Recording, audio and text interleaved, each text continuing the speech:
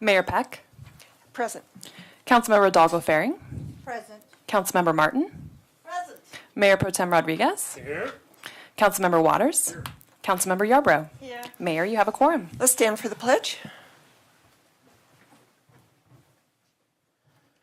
I pledge allegiance to the flag of the United States of America and to the republic for which it stands, one nation, under God, indivisible, with liberty and justice for all. Thank you.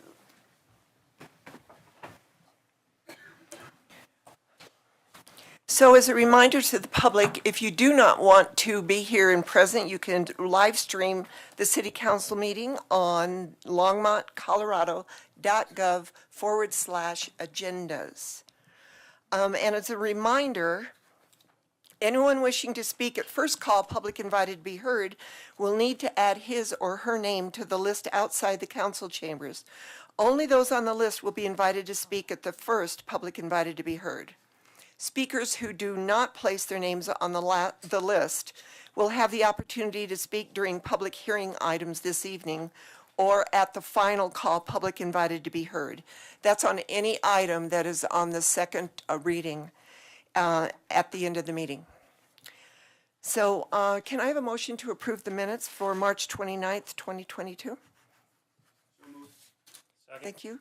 So that's been moved by Councilor Waters, seconded by Mayor Pro Tem Rodriguez. All those in favor, let's vote.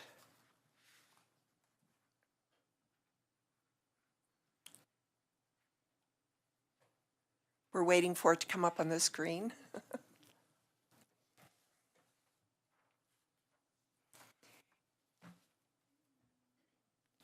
So let's just do a voice vote. All those in favor say yes. Aye. Aye. All those opposed? Seeing none, that passed unanimously. Thank you.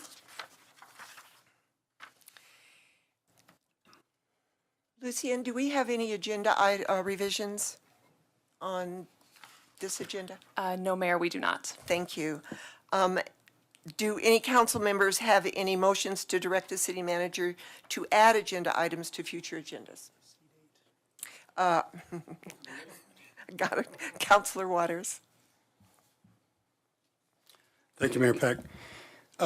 In February, the Parks and Rec Advisory Board acted on a motion from one of the members expressing their interest in the council considering taking deliberate action to address the issue or the need for recreation facilities. I was asked last night if I would bring that motion, not for us to consider tonight, but to put on a future agenda for council consideration, simply to accept or acknowledge their motion and accept it as their statement. So what I'd like to, I'm happy to read the resolution if that would help, because I'm going to move. Why don't you move it first, and then in the discussion part you can.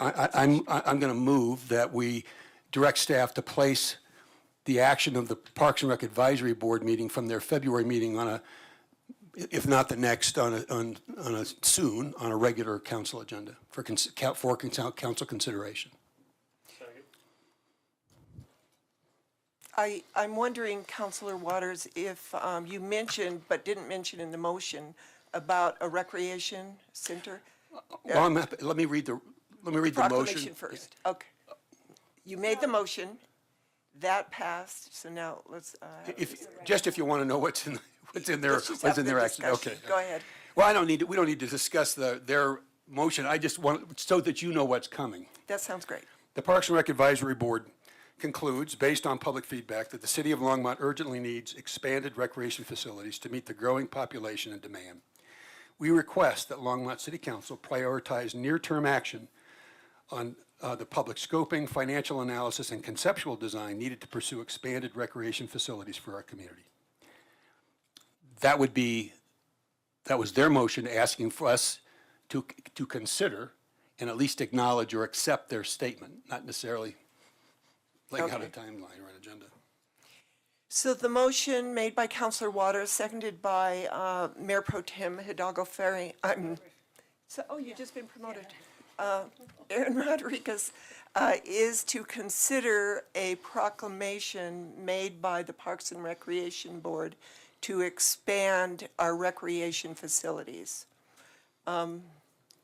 Is there any other discussion?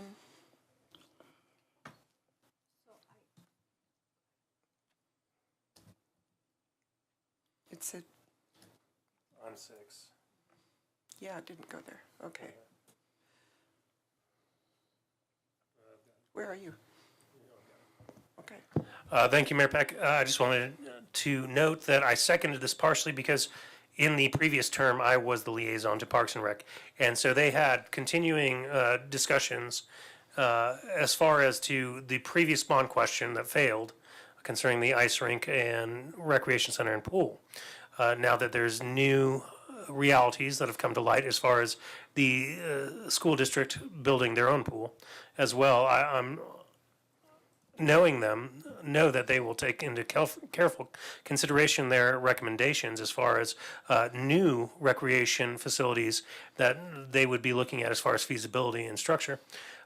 So I think this is a very good thing to discuss now that we've had a little bit of time between the last vote concerning the recreation facilities, as well as the fact that we do know that based on the size of our population that we do need probably more recreation facilities to adequately service our population. So that's why I'm seconding this for future discussion. Thank you. Councilor Hidalgo-Farring. Thank you, Mayor. So my question is this for them to present to us what they envisioned, or is it for us to discuss and decide, or is it to get feedback from the city? It would really be to accept their statement, Okay. to acknowledge their recommendation to us, that's it. Then we would have to decide what to do following that. Okay, so it would not necessarily go on a future agenda item. It would, we address their statement No, now. my motion is to put this on as an agenda item for us to take action to accept their statement. Okay. That's it. Okay. Thank you for that clarification. So let's vote. Oh, great. All those in favor, let's vote.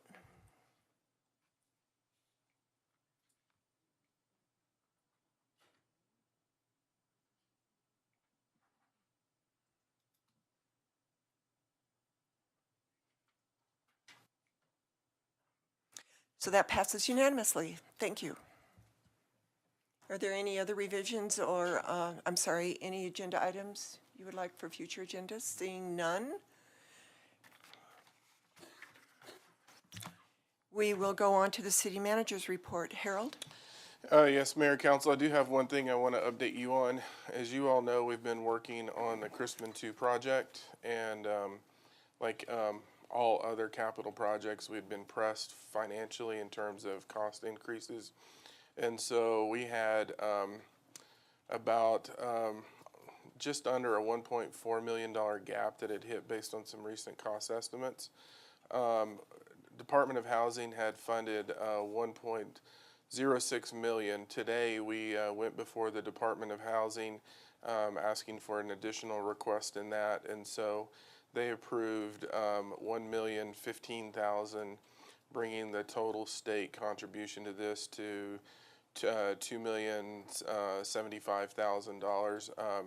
Currently leaves us, I just wanted you to know that we hit a big gap in that, and if you all run into any individuals that are part of the Department of Housing, thank them for their vote on this, because that was a significant move today in this project. Our gap's currently $375,000, so we're working with the development partner to manage that so we can go to closing hopefully at the end of the month or early May.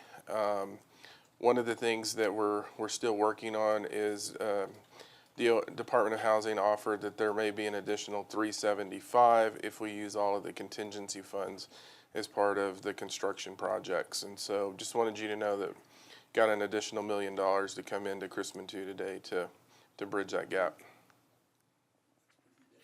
Yeah, that's great. Good work. Great Wait. team. No further comments. Okay. That was a good one, though. So we have one proclamation tonight, and after I read it, I would like to invite Tom Hubner to come up and receive this proclamation. It is a proclamation designating April 2022 as Parkinson's Awareness Month in Longmont, Colorado. Whereas Parkinson's disease is a chronic, progressive neurological disease affecting almost 1 million people in the U.S., with one person being diagnosed with Parkinson's disease every 9 minutes. And whereas Parkinson's disease and related health issues are the 14th leading cause of death in the U.S., according to the Centers for Disease Control and Prevention. And whereas it is estimated that the total national economic burden of Parkinson's is approximately $52 billion each year. And whereas research suggests the cause of Parkinson's disease is a combination of genetic and environmental factors, but the exact cause of the disease is still unknown.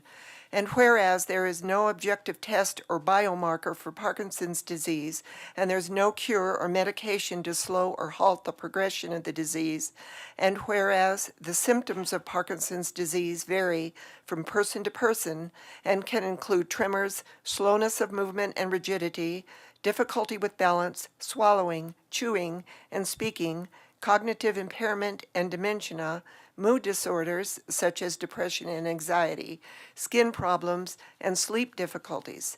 And whereas researchers, caregivers, and medical professionals are all working to improve the quality of life of persons living with Parkinson's disease.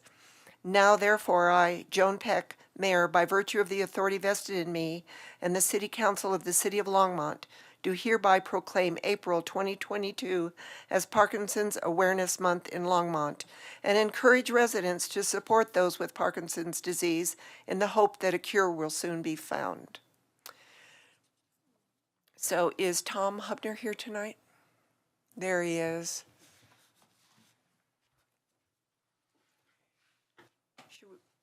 Do you want to take a picture with him? Are you going to make a statement for us, sir? Absolutely.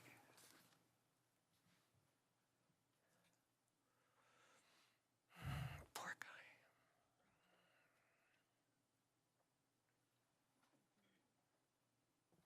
guy. I have to put on my hat. It's a hat that my son got me when he went to Walt Disney, and it's Donald Duck, and it says, "This is my happy face." Oh, And that is one of the signs of Parkinson's.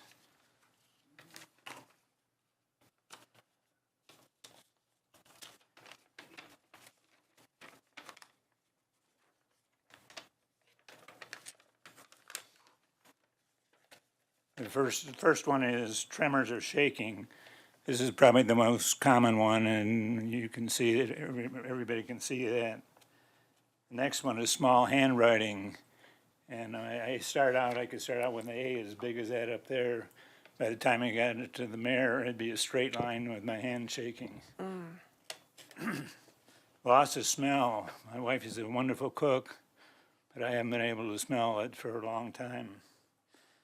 Trouble sleeping, that one doesn't fall in my category. I take 3 deep breaths and go to sleep.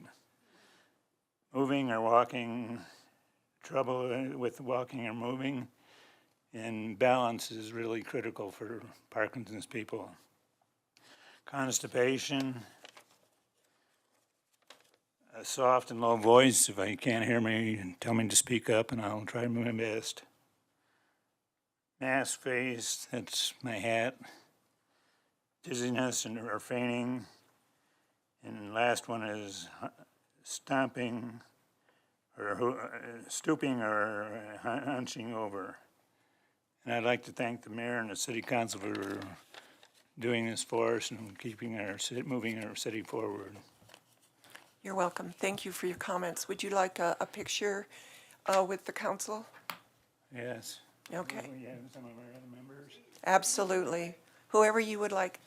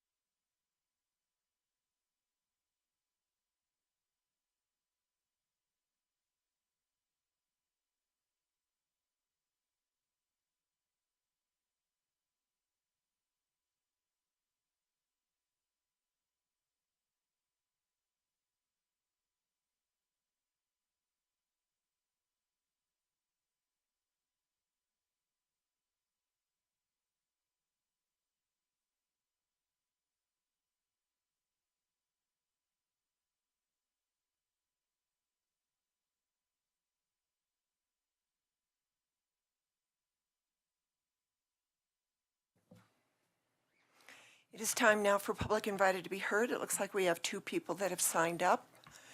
The first one is Strider Benston.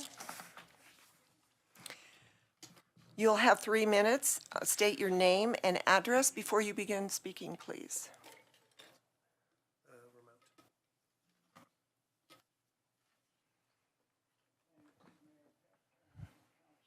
And Council, Strider Benston, 951 West 17th. Everything's moving so fast, it's hard to keep up. There was a commentator on the news tonight that pointed out that just to command attention is not half of the game, it is the whole game. And from Sarah Palin with truthiness, and then Dick Cheney with the stovepipe news, the CIA to start the war in Iraq, and Trump, and now Madison Cawthorn. Yes, the crabs nested in the GOP became the Republican Party. They are not a political party. I'm talking nationally. I don't know about locally. They are not a political party, but a fusion of sometimes incommensurate hate groups. The Ku Klux Klan, QAnon, American Nazi Party, the gun thugs, the women haters, anyone who is not part of the official in crowd, whatever that is, any day or not. Our democratic republic cannot survive without the possibility of looking for truth, creating, discussing matters as to what they mean, rather than who you can rile up to create hatred to go against whoever the other team is. Today, the guy on the subway in New York shot 33 bullets. He missed some people. He only wounded 13. How come he didn't kill 100? Well, his gun jammed. This is what we have with the NRA getting money from Putin and Russia to finance the people here and take over. Well, let me go to the assaults last week on Justice Ketanji Brown Jackson were the most explicitly racist, demeaning, and false utterances ever made in the United States Senate in its entire history, led by Lindsey Graham, Lyin' Ted, Moscow Mitch, and all the way. Now, how do we fight for and rebuild a democratic republic like Benjamin Franklin tried to help us create in the beginning? We have to create the possibility of dialogue that if it doesn't know the truth, at least can search for it. That does not exist in the way our Congress is operating now. We have to get more truthful people in, or we will no longer have a democratic republic. It is that dangerous. Thank you. Thank you, Strider. Brian Johnston.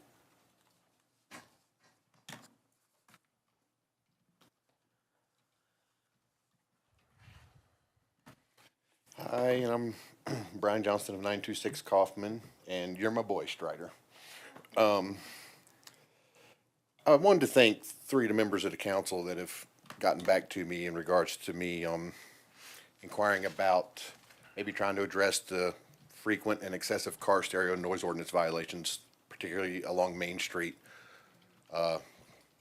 And so in order to maybe get a response from the other half of you, maybe push this forward a little bit, I took an hour and a half one weekday last week and just went downtown, started collecting signatures from business owners or managers, and asked had time to visit 27 places. 25 people agreed to sign it. One gentleman was like, he was a small office, he's like, I'm in the back on the phone all day, it doesn't bother me. The other person was like, I don't think it's any point, I don't think anything will be done, so she didn't sign it. But so I brought you guys copies of this. I just thought it might help maybe try to get this issue on a future agenda and us just to discuss some policy alternatives that might take the burden off the police force having to deal with this. This includes the owner of La Vida Bella, the leasing manager of Roosevelt Apartments, a manager of the Pump House, some of our largest and most popular businesses, the owner of Simply Bulk, and a couple of people were just employees, and those were noted on there. But I just wanted to drop that off and ask, because we are tired of it.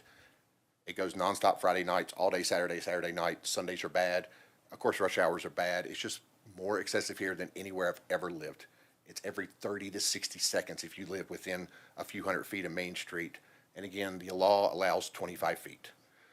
I'm not trying to enforce that. I just want the excessive violators, the 200-plus foot audible violators, to be addressed, because it's frequent and it really hurts the environment of downtown, as the owners and managers here also agree with. So I brought copies of it. I have the original I'm going to keep, because if I have time, I'm going to collect some more. Okay. And I appreciate the time and appreciate everything you all do. Thanks. Thank you, Brian. Is there anyone else in the public that would like to speak? Public invited to be heard? Seeing none, we will go on to the consent agenda. So, the clerk, would you mind reading the consent agenda items for us into the record? Absolutely, Mayor. Thank you. All right, so ordinances on this consent agenda will be set for second reading and public hearing on April 26, 2022, unless otherwise noted. Item 9A is Ordinance O 2022-15, a bill for an ordinance making additional appropriations for expenses and liabilities of the City of Longmont for the fiscal year beginning January 1, 2022.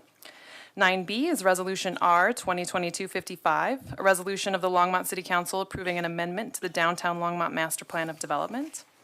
Item 9C is Resolution R 2022-56, a resolution of the Longmont City Council approving the 2022 award notice under the intergovernmental agreement between Boulder County and the City of Longmont for the Environmental Sustainability Matching Grant Program. Item 9D is Resolution R 2022-57, a resolution of the Longmont City Council approving the intergovernmental agreement between the city and the Colorado Department of Transportation for grant funding for click it or ticket seatbelt enforcement. Item 9E is Resolution R 2022-58, a resolution of the Longmont City Council approving the First Amendment to the 2021 Intergovernmental Agreement between the city and the City of Boulder for cost sharing for the use of Overdrive downloadable digital media. Item 9F is Resolution R 2022-59, a resolution of the Longmont City Council approving the intergovernmental agreement between the city and the St. Vrain Valley School District for the purpose of providing easy access to library facilities and services to district students via a school ID program. Item 9G is Resolution R 2022-60, a resolution of the Longmont City Council amending the City of Longmont 2022 classification and pay plan. Item 9H is Resolution R 2022-61, a resolution granting in 2022 Juneteenth National Independence Day as a holiday to regular employees covered by a collective bargaining agreement. And item 9I is approved two capital improvement program amendments.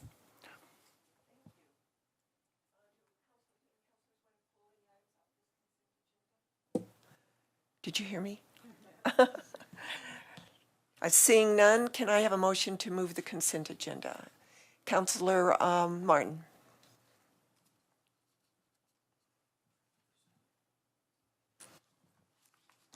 I move the consent agenda.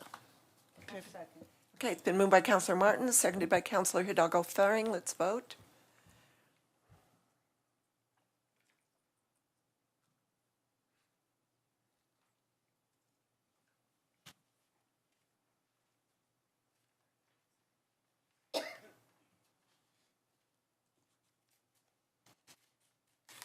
So that passes unanimously. Thank you. So we are now on ordinance on the second reading and public hearings on any matter. If anybody in the public would like to speak on any of the items on second reading, we will let you know as soon as I read the ordinance, you can come up and speak on that ordinance. So the first one is a bill for an ordinance making additional appropriations for expenses and liabilities of the City of Longmont for the fiscal year beginning January 1st, 2022. Is there a staff report on this? No staff report. We'll open it up to the public for comment. Seeing none, are there any questions from council? No. Can I have a motion to move this ordinance? Thank you. That's been moved by Councilor Waters, seconded by Councilor Martin. Let's vote.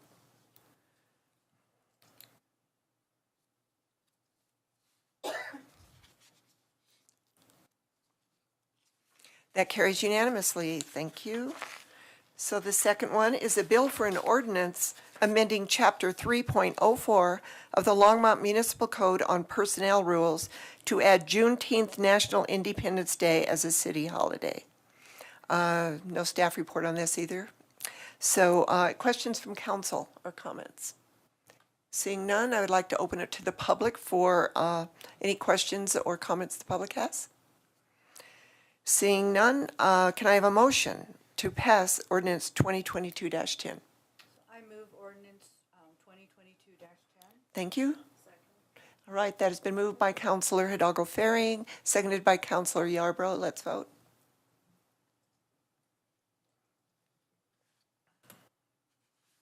And that carries unanimously.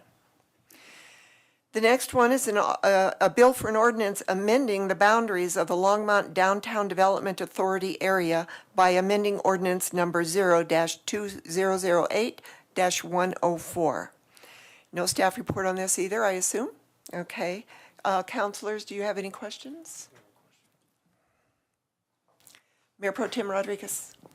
Thank you very much. I don't really have a problem with it, but my question really is, you know, for instance, in annexation requests, which is a statutory thing, obviously, there's contiguity issues. There's one specific parcel that's requested in this that seems to have very limited contiguity. So I was just wondering, do we have any such requirements when increasing the boundaries for our LDDA? It's on. Okay, sorry. So we First have Mr. Burchett. Thank you, Mayor Peck, members of council, Don Burchett, Planning Manager. There is a requirement that they do be adjacent. And as such, we have included the right-of-way for Main Street from Roosevelt Park up to the north to allow for the annexation of the properties that are north of the gap parcel that you saw. My question is more specifically about the one that's on South Pratt. In that case, we've basically determined that it is as adjacent as all of the other blocks are, where they have right-of-way in between them, that if the property lines were extended out to the intersection, they would touch at a point, which would give them the adjacency requirement. So it's an adjacency, not necessarily a contiguity measurement? That's correct. Okay. Thank you very much for that explanation, and also just to clarify for folks, because, you know, to a certain extent, when you look at where that parcel is compared to maybe the ones up on 7th and Main, for instance, there might be a question about that. So thank you for that explanation. As such, I move ordinance 2022-11. Thank you. That's been moved by Mayor Pro Tem Rodriguez, seconded by Councilor Martin. Let's vote.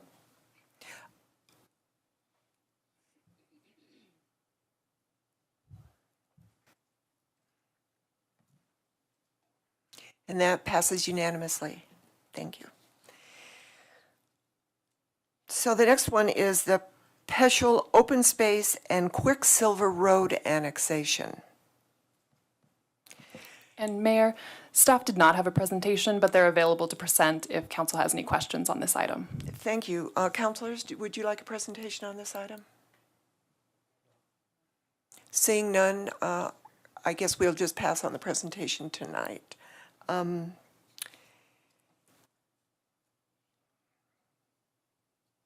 Okay, I just needed to read this. So the ordinance is, basically it's a resolution finding a parcel of land known as the Peschel Open Space and Quicksilver Road annexation, generally located on the east side of County Line Road, south of St. Vrain Creek, and north of County Road 20.5, and Quicksilver Road between 119th Street and County Line Road, eligible for annexation.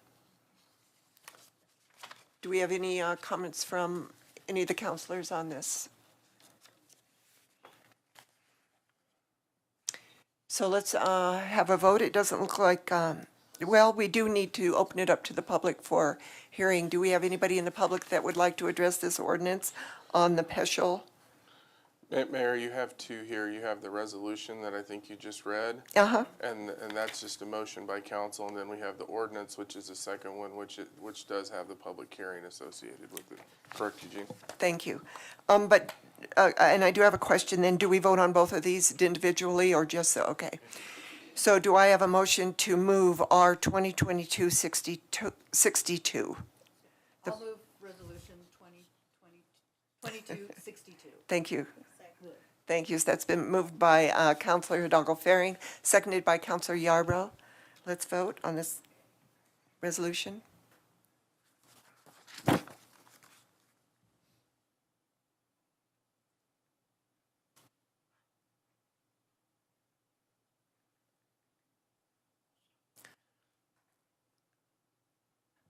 And we're waiting on a vote from Councilmember Martin on this one. She's pressed it? Then I will reflect that on my end, thanks. Thank you. So that passes unanimously. So the second part of that is the ordinance. So this second part of this is a bill for an ordinance approving the Peschel Open Space and Quicksilver Road annexation and concept plan, generally located on the east side of County Line Road, south of St. Vrain Creek, and north of County Road 20.5 and Quicksilver Road between 119th Street and County Line Road, and zoning the property in-AG agriculture. Are there any questions from council on this ordinance? No? I would like to open the public hearing on ordinance 2021-12. Seeing none, can I have a motion on ordinance 2022-12? So moved. Okay, that's been moved by Mayor Pro Tem Rodriguez, seconded by Councilor Waters. Let's vote.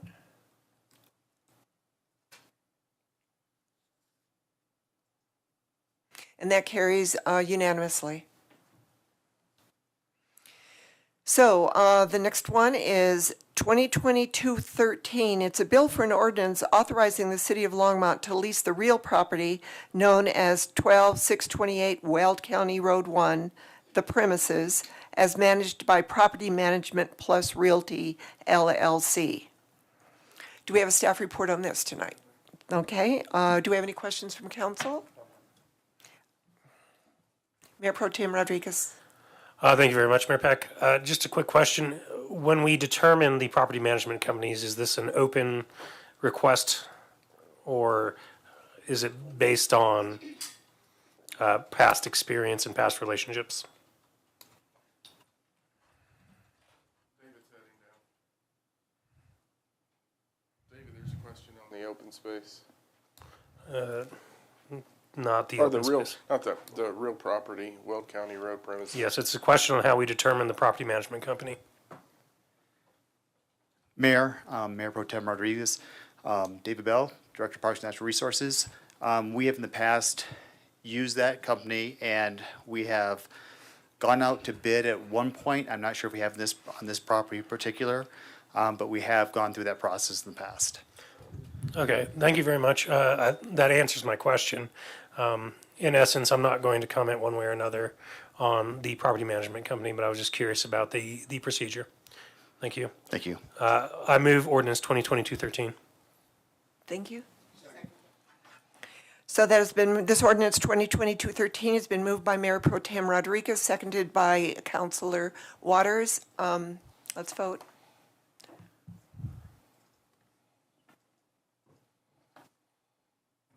And that passes unanimously. Mayor, if I may, I do want to clarify something on this. As some of these are tenant-specific, it's part of the land deal. Those where it's not, where we own the properties, if council will remember, we're transitioning those properties into the Longmont Housing Authority for affordable housing. And so there's a transition happening right there. Based on the question, I wanted to remind that we're moving more into that area. There are times as part of the sale of properties where they want to remain a tenant, and then that's when we'll utilize property management companies. I do remember when this came up, that those homes were there and that they were going to be part of the purchase. Yep. One home. So our next ordinance is a bill for an ordinance authorizing the city of Longmont to lease the real properties known as the Smith property and the Mountain Shores property, the premises, to GPT Farms LLC, the tenant. And this is ordinance 2022-14. No staff report on this one either? Okay, thank you. Questions from council?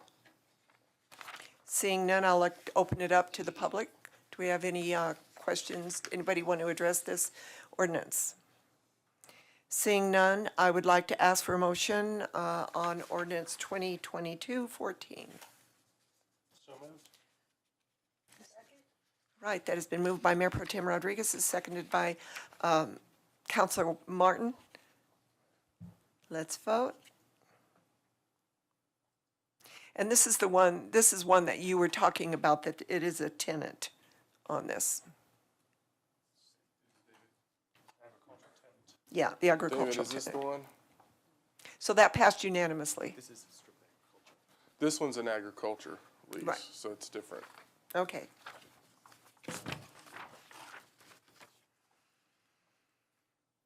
So I think that is all on our second reading.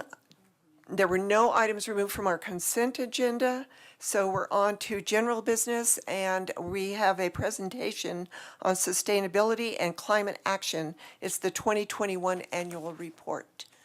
And Lisa Noblock? Yeah, good evening, Mayor Peck and members of council. Is it? There we go. All right. Okay. I'm Lisa Knobloch. I'm the Sustainability Program Manager with Consolidated Services, and I'm here to give you an update tonight on our sustainability and climate action work. So before I get into the meat of our report, I'm going to ground us in our sustainability and climate action goals and our foundational documents, just as a reminder, and also because we have a new council member from the last time I did an update. I'm going to review the 2021 annual report that you all received in your packet, highlight some key work underway, discuss briefly our midterm recommendations and the status of those, and then have time for some questions. I do have a lot to get through tonight, so I would ask, if possible, if you could hold questions till the end, that would be helpful. So just a brief overview. Our foundational document is the sustainability plan. It covers the 10 topic areas that are listed here. Each topic area has objectives, targets, strategies, and timelines associated with it. It was approved first in 2018 and then updated in 2016 and then updated in 2018 after our greenhouse gas inventory report was completed to incorporate the targets and strategies from that report. All of that work supports the guiding principles and policies of Envision Longmont. And then, of course, in 2020, City Council approved the Climate Action Recommendations report with recommendations developed in the areas in blue from the Climate Action Task Force, which overlap with a lot of the strategies and targets within the sustainability plan, with the central theme of equity and the recommendations from the Just Transition Plan Committee for Equity-Based Climate Action. Just a brief overview of our city's greenhouse gas emissions. So we did our first inventory in 2017 with 2016 data, and that was updated in 2019. So this graph you see here reflects our 2019 data. That inventory identified our primary sources of greenhouse gas emissions, being electricity, natural gas, and transportation, with some small slivers of some additional things that you can see there. The dark blue represents our emissions from delivered energy, and the orange represents what we refer to as our additional equity share emissions. So that's our portion as a member owner of Platte River Power Authority, the emissions associated with the power that's generated and then sold on the open market, so not necessarily delivered to Longmont. So the inner ring there shows our primary sources, and then the outer ring shows the sectors that make up those sources. So you can see almost 80% of our emissions come from building energy use, both with electricity and natural gas in the commercial and residential sector. Our climate action goals were determined through that greenhouse gas inventory report, which identified 11 recommendations that had not only greenhouse gas reduction potential, but also significant community co-benefits such as improving public health and utility affordability. We then modeled those 11 recommendations to identify both ambitious and achievable greenhouse gas emissions reductions targets. And those were reducing 66% of our emissions by 2030 and 69% by 2050.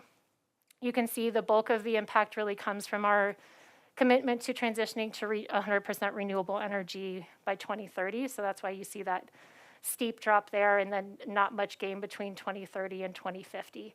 And as a reminder, you all have seen this graph before. This didn't include building electrification, but we have that work underway currently, which I'll talk about shortly. So I'm not going to go through the entire report. You all have that in your packet. There's a lot of information there, but I'm going to touch on some key highlights specific to the climate action work. But I just wanted to note, if you all recall, prior to last year, we were doing quarterly progress reports in pretty lengthy substantive spreadsheets that were very informative, but probably not highly read by a lot of folks. So last year, after we approved the Climate Action Recommendations report, we switched to a biannual reporting process with a mid-year and an end-of-year report. 2021 marks the first of these annual reports. 2021 was also marked 5 years of implementation of the sustainability plan and 1 year of implementation of our Climate Action Recommendations report.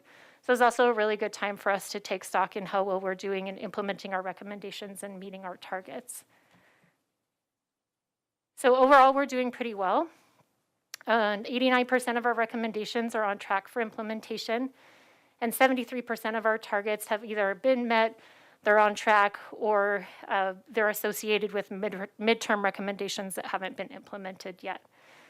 That said, we think that there's a big opportunity as we move toward the update of our sustainability plan and the Envision Longmont Comprehensive Plan to take those targets to the next level and be more ambitious. And then if you all want to see all of the Envision and sustainability metrics, you can always go to longmontindicators.com. That goes into more detail there. So I want to note just a couple of formatting pieces to the report that you'll see. On the left-hand side, you'll see the key accomplishments and highlights from the 10 sustainability topic areas. There's, on the right-hand side of that page, you'll see the icons that show the linkages to the Envision Longmont guiding principles. We've incorporated a climate action icon to show specifically where there are climate action recommendation report recommendations that support or accelerate or expand recommendations that were already noted within the sustainability plan. And then on the right-hand side here, we have the actions snapshot, which show our targets, how well we're on track to meeting those targets, and the most recent data that we have available.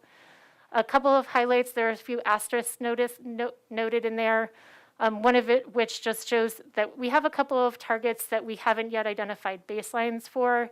They're targets that are a little bit more unusual, or that we haven't yet determined a good process for identifying those baselines, so we just wanted to note that. And then also we wanted to be realistic with regards to where we are at in meeting those targets, but also wanted to highlight that some of our programs have had significant impact from COVID. So even though it looks like we're not doing well on those, we wanted to be real about those participation numbers, but also wanted to note that those have been significantly impacted by COVID and our ability to engage with the community. Just to review our climate action recommendations, on the left we have our near-term recommendations that were set to be implemented in the 2021 and 2022 timeframe. As you can see from the green check marks, the majority of those are underway in some capacity. And then the midterm recommendations are coming up to be implemented in the 2023 to 2027 timeframe. You can see there's some work underway already in those areas, and I'll get into some of the details more shortly. And then we have these 3 recommendations that were put in this monitor over time category that had some complexity or had some additional things that needed to be done or some evolution that we just need to pay attention to before we get into the implementation of those strategies. So we're keeping an eye on those. And then we have the equity recommendations that were developed from the Just Transition Plan Committee. Those fall into 2 categories. This equity assessment, which is focused on capacity building, ensuring that we're applying an equity lens to our climate action and engaging frontline communities. There are those folks that are most impacted by climate change. And then 8 of recommendations that are process-based recommendations to integrate equity into climate action. Staff has been working to adapt these recommendations to be an equity checklist and discussion guide that we use for application and implementing climate action recommendations. So I'm going to go a little bit deeper into those 3 primary areas that contribute to our greenhouse gas emissions and talk about where we're at in meeting our targets there. So first of all, as I mentioned, electricity is our primary contributor. We have our overarching goal of reducing 66% of our emissions by 2030 and 69% by 2050. As of 2019, which is the last year that we did our greenhouse gas inventory, or the last year we have data for, we decreased our emissions by 8%. We collect that data every 3 years, so we'll do that in 2023 with 2022 data. So we hope to see a continued trend in decreasing our emissions at that time. And then we have 2 supporting objectives that help us meet this goal, which is increasing electric energy savings to 2% annually through energy efficiency measures by 2025. That was an increase called for from the Climate Action Task Force. We had a previous target of 1% by 2020. As you can see, we didn't meet that goal in 2021. That was largely due to, again, the impacts of COVID, and most of our efficiency programs are direct in-home installation and assessments and things like that. We also saw an increase in consumption, electric consumption last year. And then our increase to renewable energy to 100% by 2030. We are doing well on that area. So in 2021, our delivered energy from PRPA was 50% renewable, and their total energy mix was 37% renewable. And then in the blue boxes, we have the 5 Climate Action Task Force recommendations. The dark blue boxes are those near-term recommendations, and the light blue are the midterm recommendations. The green arrows show work that's underway in those areas. So just a couple of things to highlight, that the initial deployment areas are underway for the AMI installation. Last year, Platte River Power Authority and member communities finalized the Distributed Energy Resource Strategy Report, and individual communities are now developing specific actions. And then one thing I wanted to highlight, in case you all aren't familiar with this, we get asked this question quite a bit, but PRPA recently included a functionality on their website where you can go on and see near real-time information about their energy mix. So that's really a step toward that carbon intensity signaling, but it's a really helpful resource if you all weren't aware of that, so I just wanted to make sure to flag that. Natural gas, again, we have our overarching goal, the 2% energy efficiency goal, and then also an objective to decrease utility cost burden for low-income households. So we are doing pretty well on that one.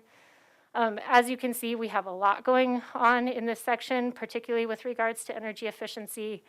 We have the commercial benchmarking program, which was launched, which you all, I know, got an update about recently. Our ongoing work with commercial efficiency. The electrification plan is underway and set to be completed by mid-year. Building codes, you all recently adopted the 2021 IECC building codes with some additional strengthening amendments for solar and EV readiness. We are also looking at electrification provisions through the electrification plan process, and we're now participating in a regional code cohort with other communities, trying to create some consistency across the region in terms of our code requirements. And there's 2 phases to that. So the first phase is getting all participating communities to adopt the 2021 IECC codes, which, as I mentioned, Longmont's already done. And then also a phase 2 of that is developing a roadmap to net zero new construction by some agreed upon target date. So we'll keep you apprised as that evolves. And then where there's yellow arrows, those are just areas where we've had some constraints or some challenges. As I mentioned, the low-income energy efficiency program and residential energy efficiency programs were really impacted significantly by COVID. We also didn't have a lot of staff capacity, and LPC recently hired a new staff person to help with outreach on that program, so we hope to see increase in participation this coming year. In the transportation section, we have our target to reduce transportation emissions I don't have a status on that in terms of how well we're doing, largely because the methodology for the greenhouse gas accounting and transportation changed quite a bit from 2016 to 2019. So technically, we've actually already met that 40% by 2030 goal.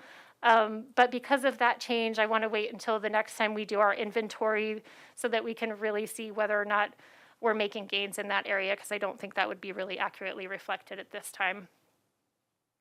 Sorry, I don't know what's happening with some of that formatting there. That's not supposed to be crossed out. It's supposed to be underlined. Sorry about that. But we do have our supporting objectives, so increasing vehicle electrification and an increasing mode share. As you can see, we have a long way to go with vehicle electrification. We are working, as I mentioned, with regional partners. The state has goals that are supporting this. We're looking for additional funding that's coming down from the state and federal government as well to help support this. We did have a little bump in 2021. In the report that you all saw, this is just brand new data, so I did update this in the slide and on Longmont indicators, but it's slightly different from the 2020 data that you all saw in the report that you got. And then also we have our additional fleet goal. And although we have a long way to go, our fleet folks and Sandy and her team are doing a lot of awesome work in transitioning our fleet. We are doing pretty well on mode share. However, our data is from 2019. And as you can imagine, that took a pretty big hit from COVID as well. So it's going to be a couple years, I think, before we really see the long-term impacts of that. The Climate Action Task Force recommendations in transportation were midterm or monitor over time recommendations. Excuse me. However, we have a lot going on in this area. So as you all recall, we brought the Equitable Carbon-Free Transportation Roadmap to you all last year. That's a big mouthful. But that plan really consolidated the actions that are happening across the organization to help streamline and prioritize those actions that help us meet that transportation emissions reduction goal, and doing so in a way that benefits everyone in our community. You all passed the Go EV resolution in September of last year that affirmed our commitment to transportation electrification and also set some additional targets. And then we're also participating in a regional EV plan with a cohort of communities, primarily from Boulder County, that are developing recommendations in those 4 focus areas there, and really helping to guide action and alignment as a region to advance transportation electrification. In addition to those areas, we have our continued climate risk and vulnerability mapping work in 2022, supporting adaptation and resilience. We're going to be including some additional climate exposures. We're going to be incorporating visualization of some climate projection data that was produced last year through a complementary project happening at the county. So that will be showing climate impact projections based on different climate scenarios. And that's really the precursor to developing a public health plan focused on the impacts of climate change. The Big Picture Climate Lecture Series we launched in 2021 in partnership with the museum, and we're going to be continuing that in 2022 with a quarterly format beginning in the fall. And then the commercial and residential composting is incorporated into our zero waste work, which we've been talking to you about recently. Equity and climate action. So our Equitable Climate Action Team provided feedback on 8 city projects last year. As I mentioned, the staff has been working to develop their recommendations into an equity checklist and discussion guide, which we're applying to the electrification plan and our zero waste work. And then the Boulder County Climate Justice Collaborative is a new collaborative effort with government partners, community members, and the Philanthropies Foundation focused on advancing climate justice in the county. And then some additional supporting efforts. Again, I apologize for the formatting there. Just wanted to highlight our Sustainable Business Program continues to grow. We had 44 businesses certified in 2021, 21 of which were minority owned. We had the closure of the last active oil and gas surface operations within the city limit, and that helped meet our target of reducing our methane emission leaks. Although we know that we continue to deal with the impacts of oil and gas operations outside our city, and so we are continuing our air quality monitoring work. And then continuing to expand support for the Green Star Schools program, which is run by EcoCycle and focus on zero waste education in the school district there. And then lastly, I want to highlight that for the first time, Longmont, we reported our climate action work through the Cdp Reporting Process, which stands for the Carbon Disclosure Project. It's a global environmental disclosure system for a number of different entities, cities, states and regions, companies, investors, folks that are doing climate action work. They want to disclose that work and receive a score. It has a pretty comprehensive evaluation system that takes into account both mitigation work and adaptation. 965 cities received a score, only 95 of which made the A list, including some of our regional partners. We received an A- for our mitigation score, and so mitigation is really looking at the work that we're doing to reduce our overall greenhouse gas emissions, and that's largely associated with that transition to 100% renewable energy by 2030. We received a B in terms of adaptation, so that's how well we're preparing our community for the impacts of climate change.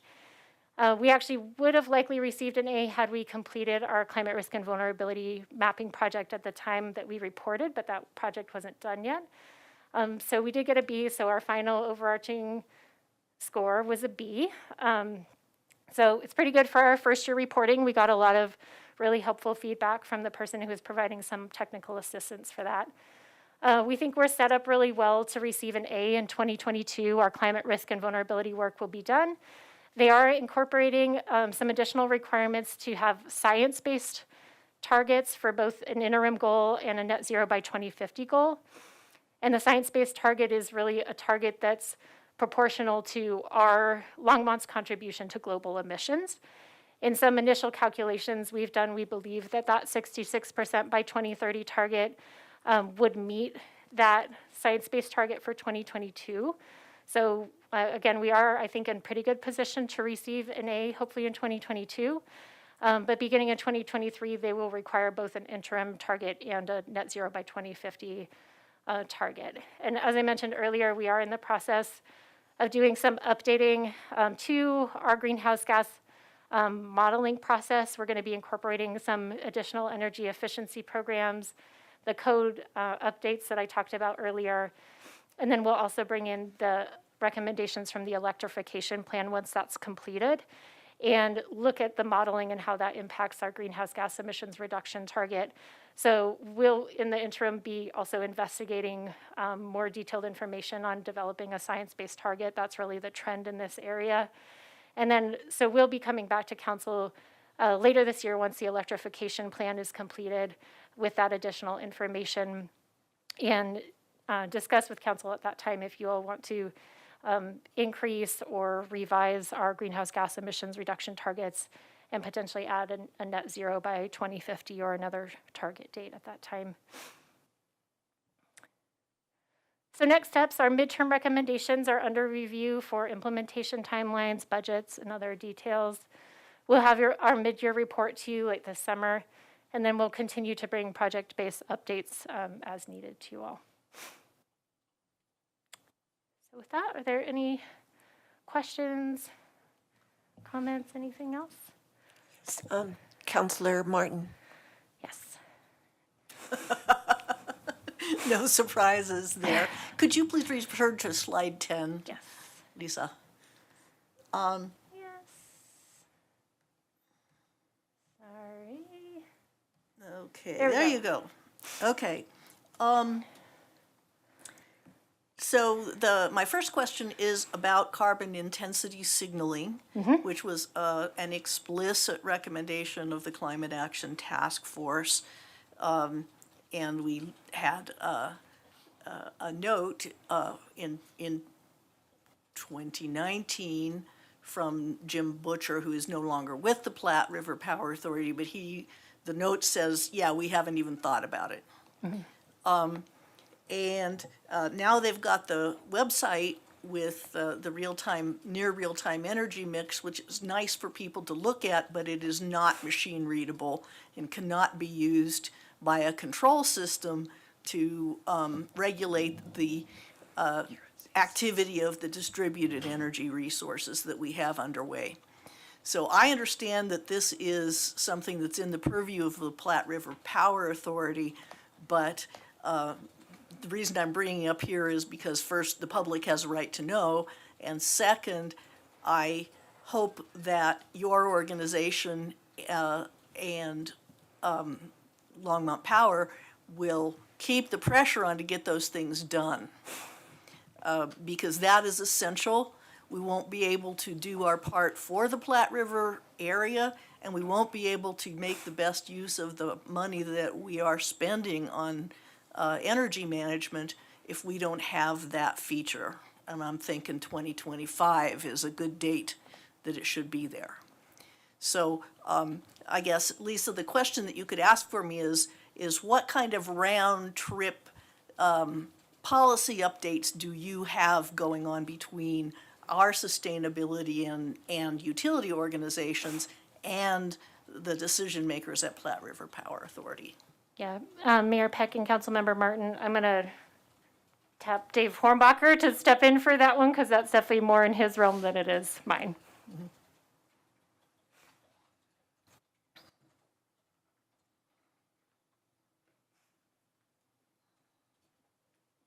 Hi, good evening, Mayor Peck, members of City Council. I'm Dave Hornbacher, the interim deputy city manager. Councilmember Martin, great questions. Absolutely agree with you that we need to keep Platte River moving forward to that actual signaling because a lot of what we're talking about is really based on that. You know, we've talked before about synchronization between when renewables are high, that we have a system that can absorb those renewables, and when renewables are low, we have a system that can either provide energy to it and or offset energy to it to try and match those things up. I think your 2025 date that you said, I'd like to think that that's really achievable and something that we'll push for. As far as the communication part, yeah, Lisa and I do spend quite a bit of time trying to make sure that we're coordinated because we travel in different circles, but we have this really strong overlap of what we do, and it's important that we maintain that type of cohesiveness so we have the, say, the greatest strength out there, not just with Platte River, but, you know, with the broader things, especially that Lisa Groups does with climate action. Yes. I think also, to touch on that, is one of the things that they talked about in the Platte River Board that I know Jason's talked about is bringing, is it a monthly meeting, bi-monthly meeting with city managers and the utility directors? And that's actually a venue where on things that we're building, so when we talk about what we're doing with AMI, where we're looking at distributed energy, that's a venue now for the two of us to then take what are we trying to accomplish as a city, and it's a different pressure point to say for us to operationalize this, here's where we're gonna need you. So there's gonna be a different component, a different venue for us to engage in this conversation at the same time. Very good. I'm really happy about that.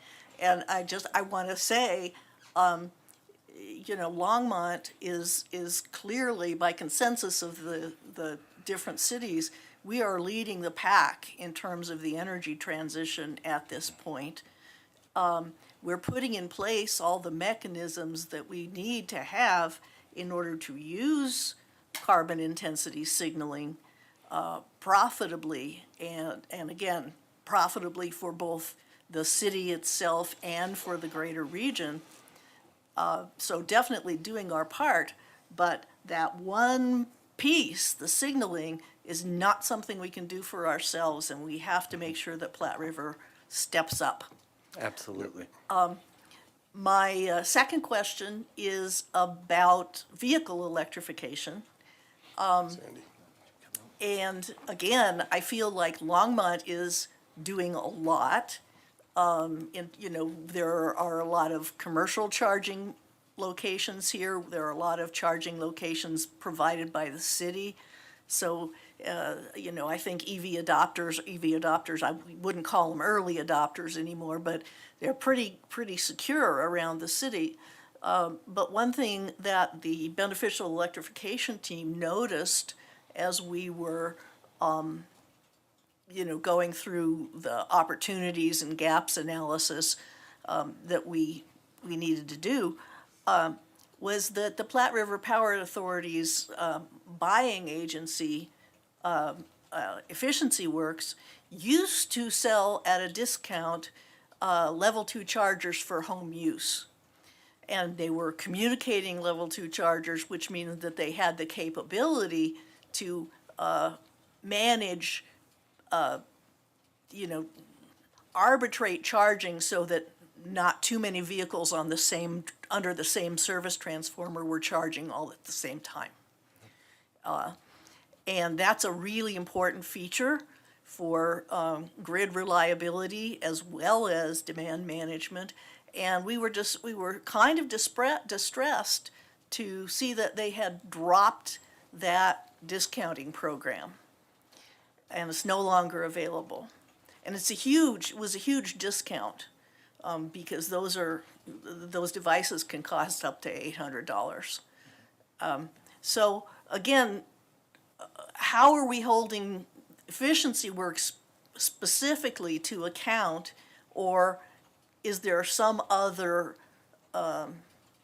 group by source that we can, restore that feature, that amenity to our people to encourage early adoption?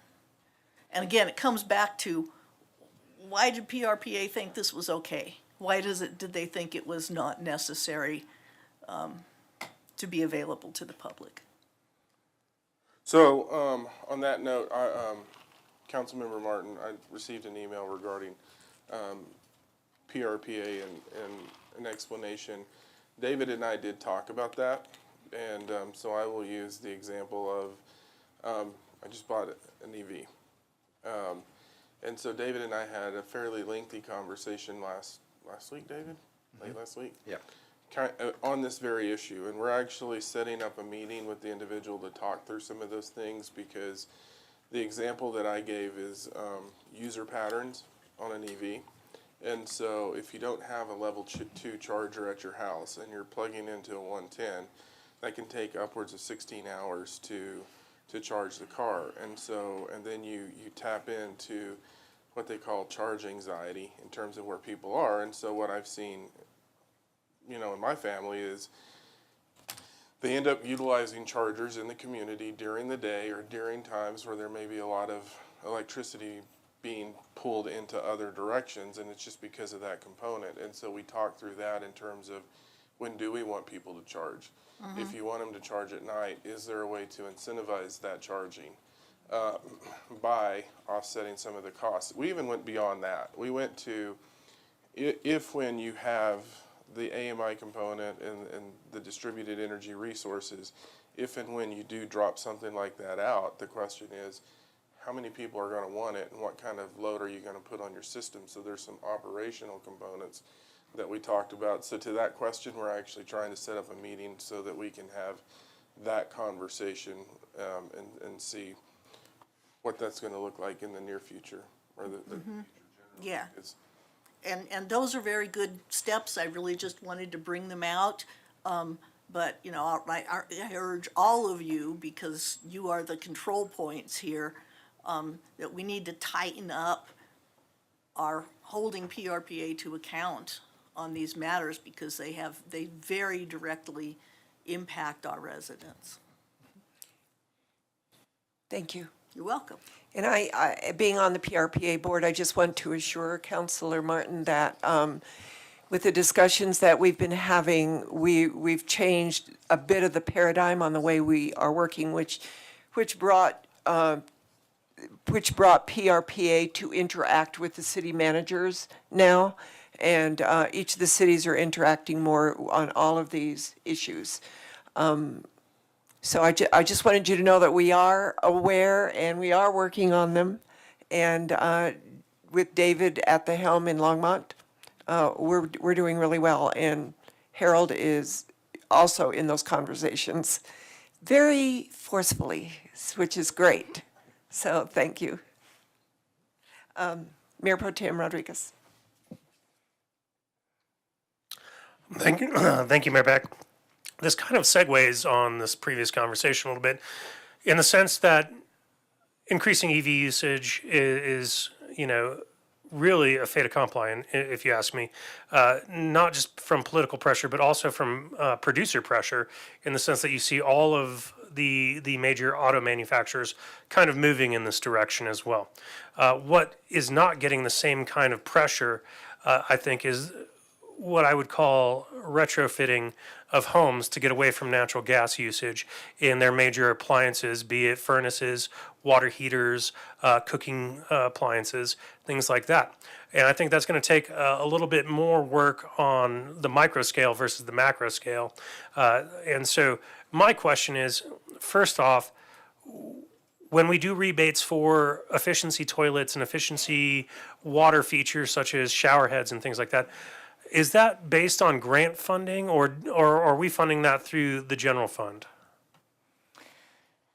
Mayor Pro Tem Rodriguez, council members, I'm going to take my best to answer that, and then I might tap Francie if she can tell me if I'm incorrect on that. The water efficiency rebate specifically for water conservation upgrades, so to speak, come from our water resources fund, not from the general fund. Water, okay, water fund. Yeah, yes. Okay, but it is not coming from necessarily national or state grants. No, we do sometimes get grants for specific water conservation projects. We do frequently get grants for things like that that help us improve those things, but not, to my knowledge, for those types of upgrades in people's homes. But Francie, We'll have Becky sorry. jump in. There you go. And we are currently underway with a grant-funded replacement of meters that will encourage conservation. Sure, yeah. And you know, the last thing that I want to share with you, Councilman Rodriguez, is that I'm very excited about. We don't have all the details worked out right now, but staff is working on a demonstration kitchen project. So what we hope to have is something in the community that's basically electric kitchen components, so that literally you could go there and test those out and see how they would perform, especially if you're used to a gas, and you can be really impressed by how those perform, and hopefully that'll inspire you to do the same at home. Sure, versus like an induction stovetop, for instance. Yes. Exactly. And so, you know, what's really going to make the most difference, in my opinion, is education first, and then probably incentivization, so people do these kinds of changes before their water heater goes out or before their furnace goes out, because then you're in emergency mode, right? You Right. need your hot water, you need your heat, whatever. So when you know that you're getting at the end of the functional life of your appliance, that there might be some incentive there, similar to the water, efficiency rebates. And I think that would be more functional than say trying to jam this down immediately. And so just kind of making that transition into that full electrification and retrofitting of properties, also including the level 2 charging for EVs, which we had a good conversation about when we adopted the new building codes about retrofitting versus with new construction and the cost differences there. And so I'm not proposing any policy changes at this time, but I'm just saying that, as we're moving towards that as an end goal, that we start to look at those kinds of programs and obviously funding mechanisms for those. So, and like I said, not as maybe exciting as EVs, but definitely very important in the conversation. Thank you. Excellent. I appreciate that input. Can I just jump in real quick before we move on? I do want to add a couple of things. So as I mentioned, the building electrification plan is underway, and that's exactly what we're looking at, is what are those recommendations? What is a phased approach that can look at, what pieces do we do first with regards to education and outreach and get folks ready, and what is it that we're talking about, so that we're not necessarily at a point of, here it is, and your water heater goes out, and you're trying to figure out what to do. And at what point do we bring in different policies and different incentives to help shepherd that process? So that's absolutely what you all will see when that electrification plan comes before you later this year. And that funding piece is absolutely a part of that as well. Some of those things are quite costly, and we want to be upfront about that. I want to also highlight one of our strategies from the Climate Action Recommendations report is to develop a climate action fund. So we're in the process right now of hiring a grant coordinator who will manage that, and that's really looking at where are some revenue sources that we can pull from to really support our low-income households and our small businesses in that transition, and so that we can help give people as much lead time as possible and then the support that people need for that transition. So, Councilor Martin, before I call on you, I would just have one question for you, Lisa. As we look at the electrification of the city, many of the developers in the past have developed without any gas. It's all an electrical development. Is there any way in our city to decide what parts of the city were built that way to begin with, so we have some idea as to the percentage of work we need to do to get to where we want to go? Because when I think about, electrification in the city, that's a huge bit of land. So if we could break it down into grids and parts of the cities that we have to work with, that would be a good idea. So, Thank you. and I see David has a. I was going to say, just to add to that, we do have a separate electric rate for all electric homes. And so we do have a pretty good listing of the great. existing electric homes, because there was, I think it was back in the mid-1980s, especially when there's a gas moratorium on some areas like Solar Village off of 9th Fordham, that area.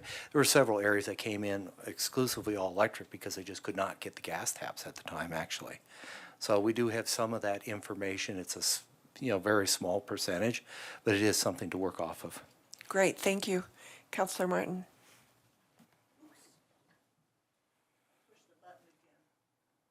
Thank you. Thank you, Mayor Peck.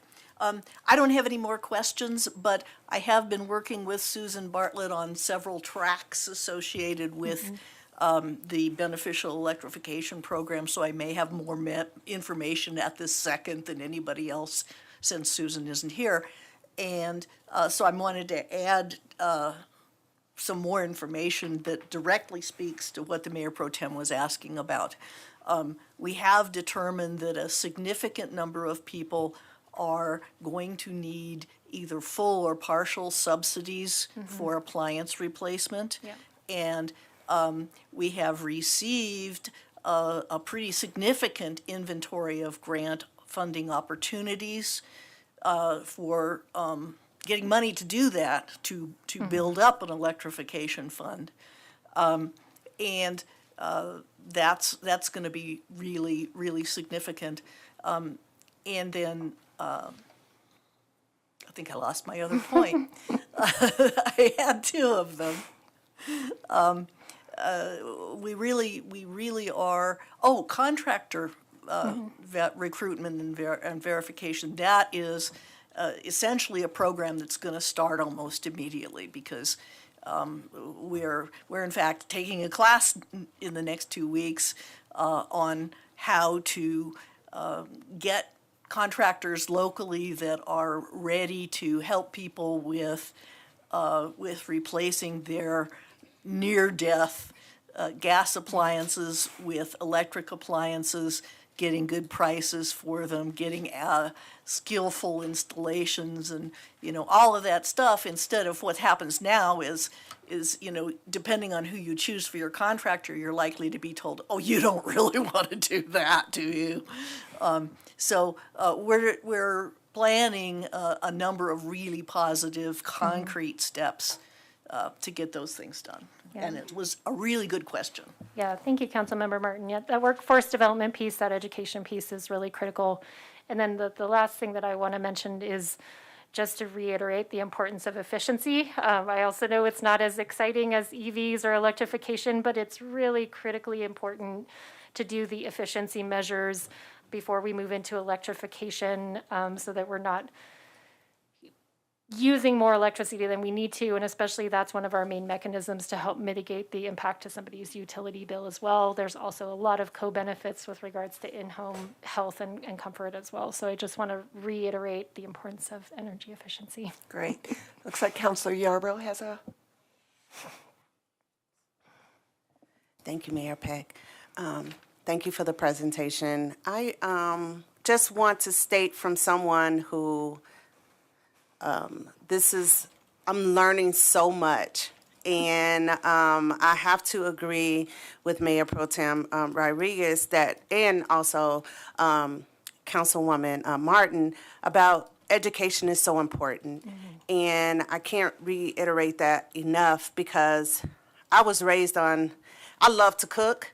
So I just want us to look from a perspective of those who have used gas forever.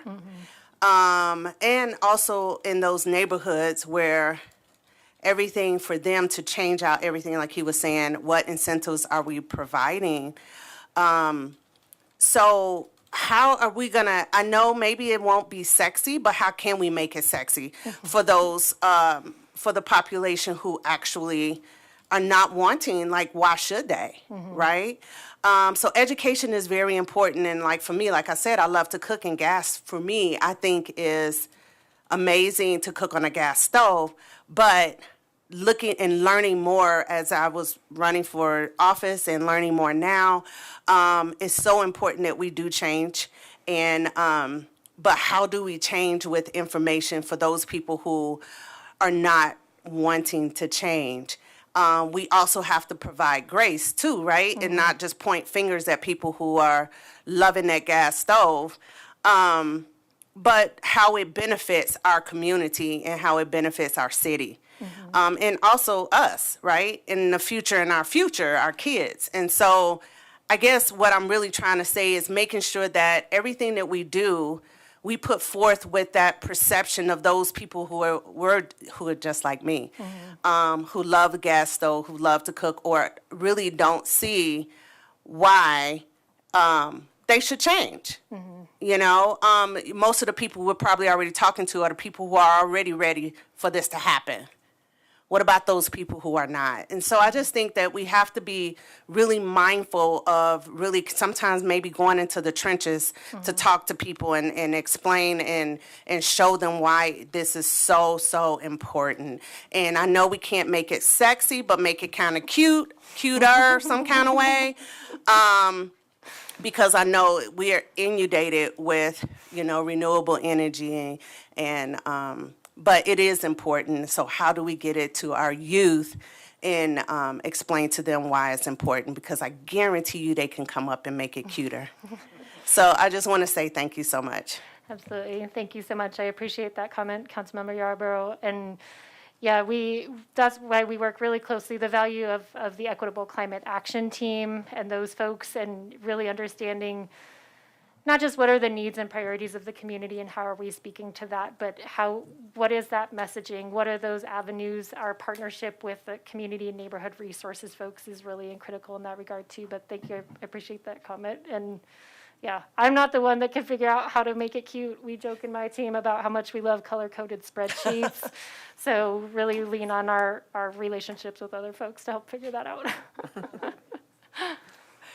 Thank you, Lisa. You can tell by this council how important this is to us and to the community. So thank you for all your work. Well, thank you all so much. I just want to say I appreciate your leadership and your support and that of the community as well. It was really exciting for us to, you know, a B is not an A, but it was pretty exciting for us to receive that score kind of our first year out the gate. So I appreciate everything that you all provide to us as well. Thank you.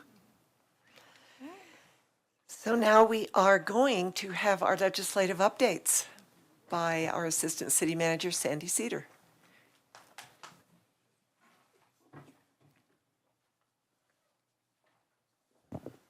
Thanks, Mayor, members of council. Sandy Cedar, Assistant City Manager. I have 4 housing bills for you this week. So they all kind of dropped around the same time. You can tell by the bill numbers that we had a whole bunch of activity in this over the last week. The first one is House Bill 22-1282 concerning the creation of an innovative housing incentive program. This basically would give an incentive program, a grant program, so that housing manufacturers can apply for funding directly. The incentive could apply to manufacturers of affordable housing or those who are meeting certain energy efficiency standards, also based on the location. So this is basically the census tract idea that you've certainly heard about here before. It really is sort of aimed towards manufactured housing, but would be available to anyone who's producing housing. And since this affordable housing is a council priority, staff recommends that the City Council support House Bill 22-1282. Who is he? Mayor Pro Tem Rodriguez. Thank you, Mayor Peck. So I think this is a really advantageous tool that the state legislature is going through.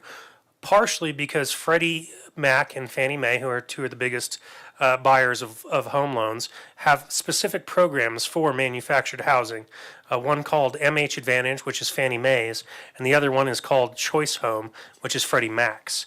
And these are specifically, you could probably not tell that they're manufactured homes because they have higher dormered roofs, for instance, and they have covered porches, and they require things like paved sidewalk and garages, right? So not the traditional thing that you consider for manufactured homes.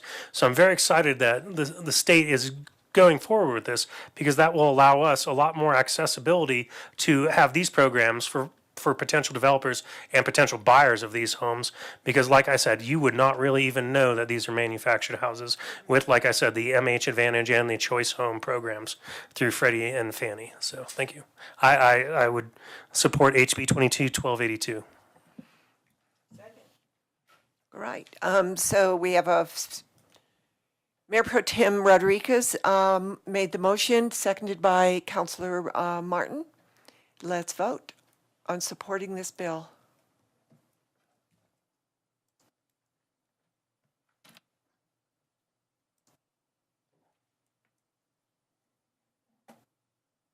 And that passes unanimously. Thank you.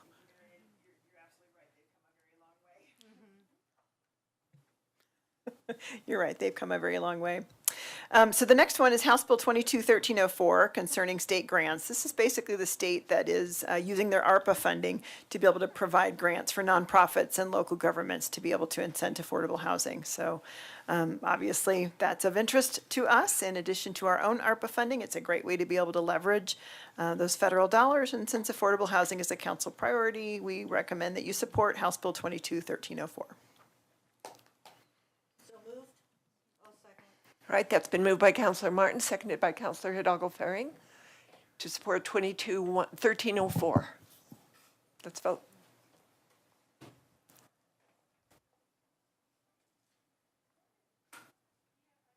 And that passes unanimously. Thank you, Mayor. Next one is Senate Bill 22-159 concerning creation of a revolving loan program to be able to make these investments on transformational housing. So this is a set of loans that would be done through CHAFA that would kind of have some of the same goals around, making sure that there are property conversions, non-traditional housing in communities where the pandemic has significantly affected, again, using the census tract idea. And so, since affordable housing is a priority, staff recommends that council supports Senate Bill 22-159. I have a question. Would this help with the rebuilding of the fires in Superior and Louisville, do you think? This one is really aimed towards low income. Low income, Yeah, okay. based on that census tract. So, Too bad. Yeah, Okay. although there are a couple of insurance bills that are out there right now. We haven't taken a position on those, but that would, certainly, it might not help particularly in this particular disaster, but it would, Down the road? yeah, could help down the road. Okay.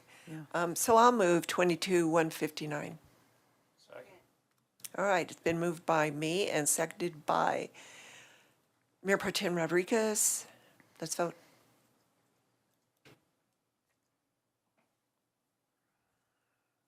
And that passes unanimously. Thank you. Thank you, Mayor. And the last one, Senate Bill 22-160 concerning programs to preserve mobile home communities. Oftentimes, when a mobile home community is put up for sale, the residents are notified, but there's often not enough time to be able to gather capital or to be able to take a look at loans or programs that could help them to do so. So what Senate Bill 160 would do is would create a revolving loan program so that folks who live in a manufactured home community would be able to borrow the money before they were able to, utilize some of the different grant programs, including our own. So again, the staff recommends the City Council supports Senate Bill 22-160. Would this have to go through CHAFA or some other place, or would the normal banks be allowed to do this loan? I didn't notice a particular restriction just to CHAFA. The revolving loan program would come from the state somehow, but I'm not sure that the rules were promulgated as part of this as to what that would look like specifically. Okay. But the funds would come from the state, would be revolving loans, so they might go ahead and do that with CHAFA, but it didn't specify in the bill. Okay. All right, do I have a motion to move 22? Oh, I have one there.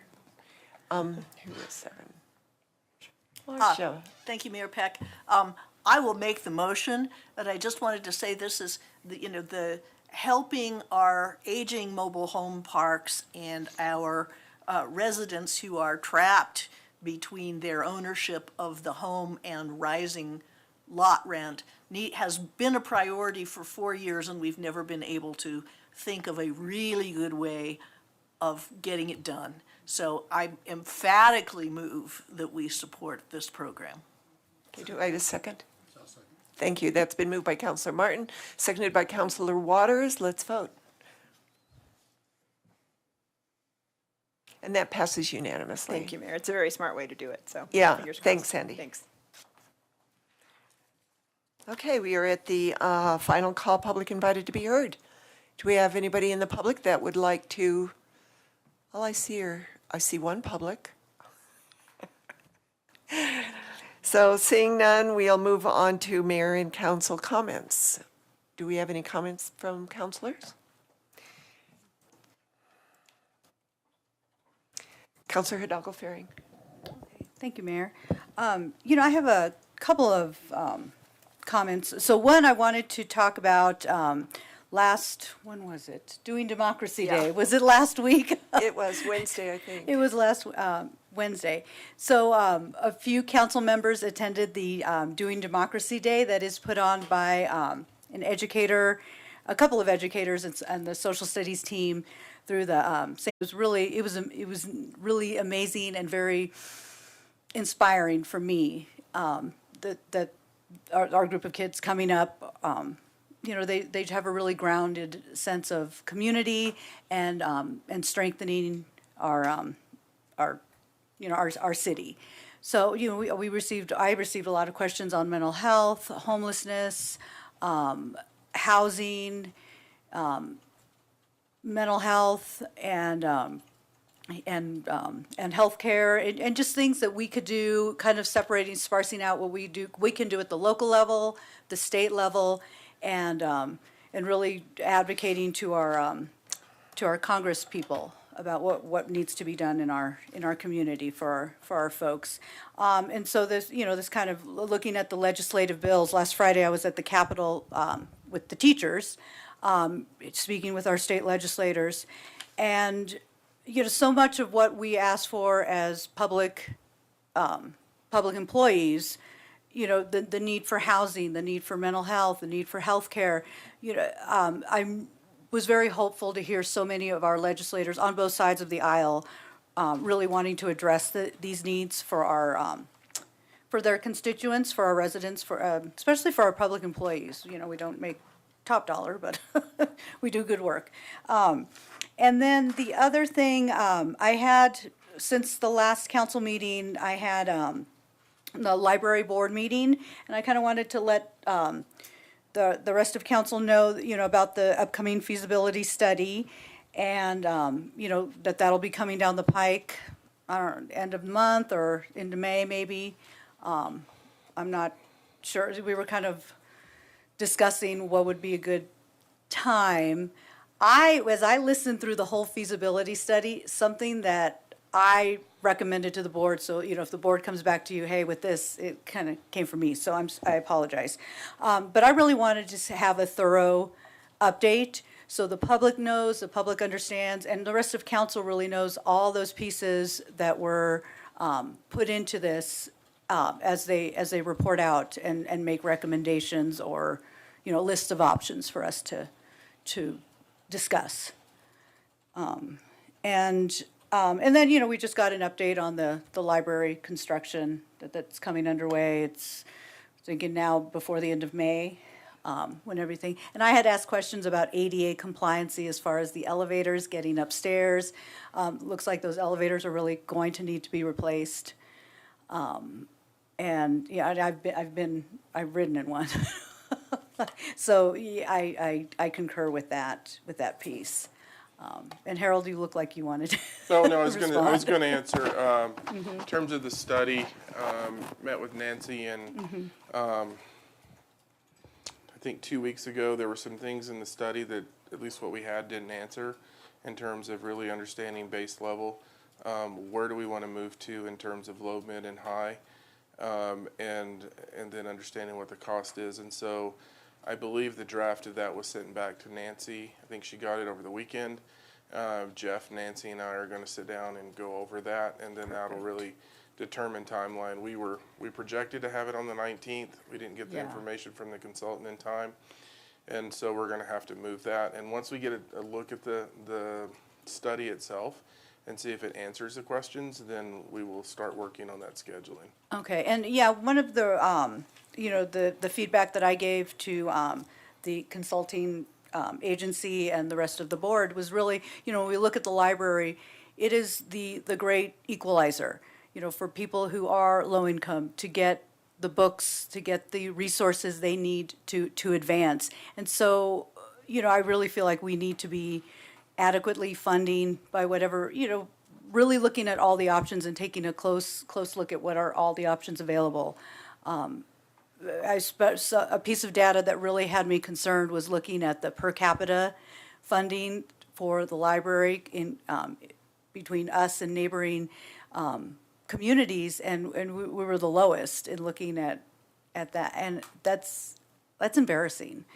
I'll be honest, and so I just, I want to be able to look at all the options, see what we can really have a robust discussion about what which direction we want to take and just support the library for future generations, for our community now, and as we're growing, we need to think about these places that are free, to make sure that they are adequately funded so everyone has the resources that they need.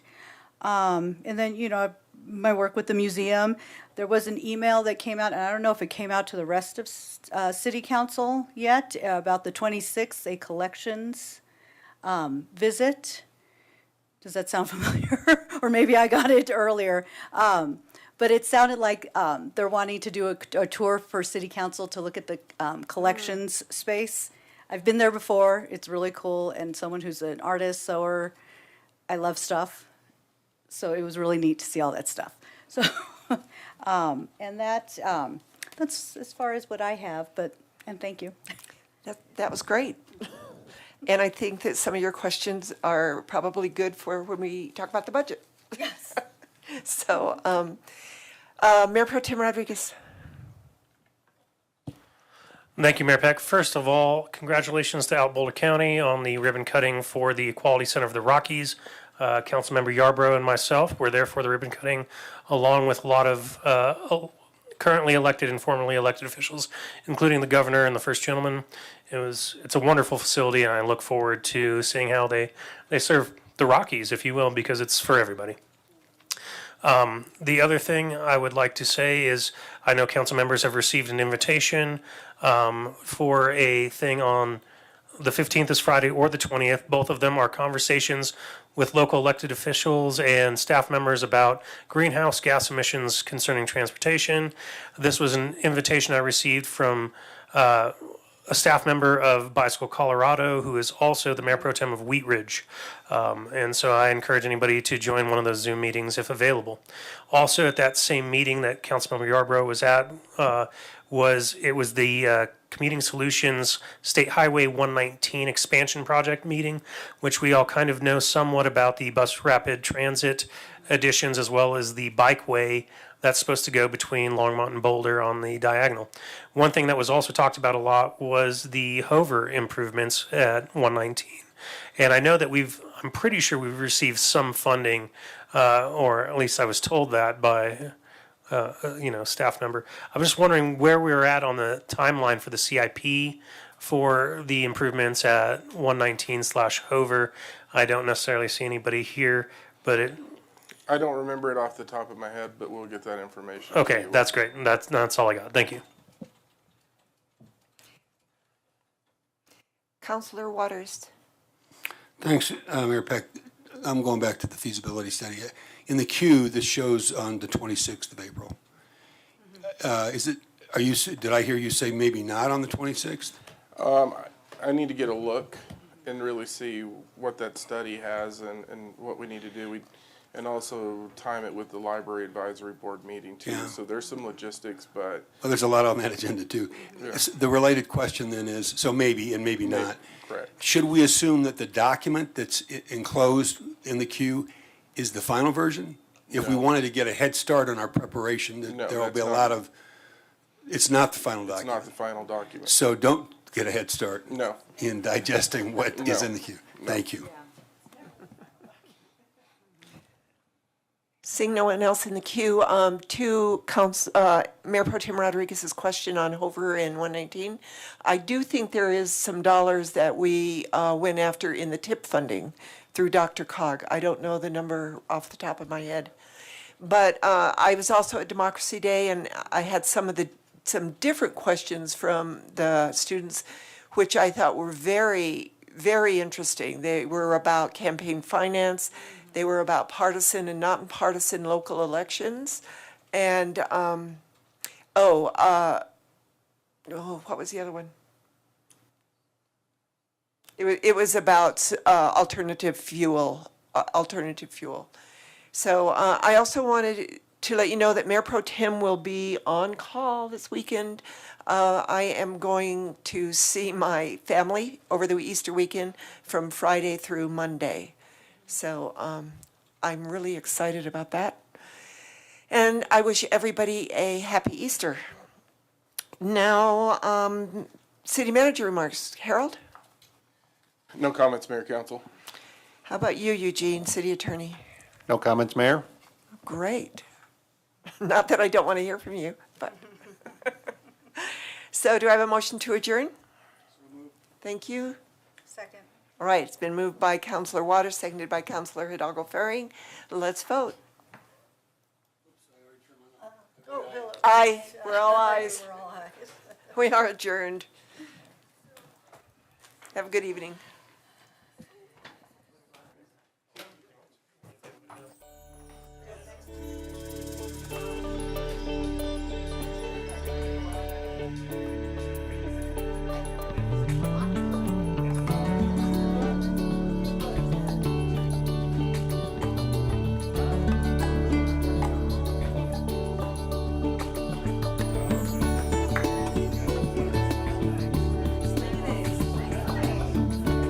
What time is it?